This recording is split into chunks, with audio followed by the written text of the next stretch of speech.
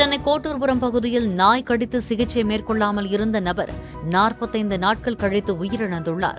Tiles ஒட்டும் வேலை பார்த்து வந்த முருகன் நாய் கடித்த பிறகும் சிகிச்சைக்கு செல்லாமல் மது அருந்தி வந்ததாக கூறப்படுகிறது. நேற்று இரவு திடீரென அவரது உடலில் பல்வேறு மாற்றங்கள் ஏற்பட்டதாகவும் நாயின் செய்கை போல் செய்து பின் வாயில் நுரை தள்ளிய நிலையில் மருத்துவமனைக்கு அவரை உறவினர்கள் கொண்டு சென்றபோது பாதி வழியிலேயே உயிரிழந்துள்ளார்.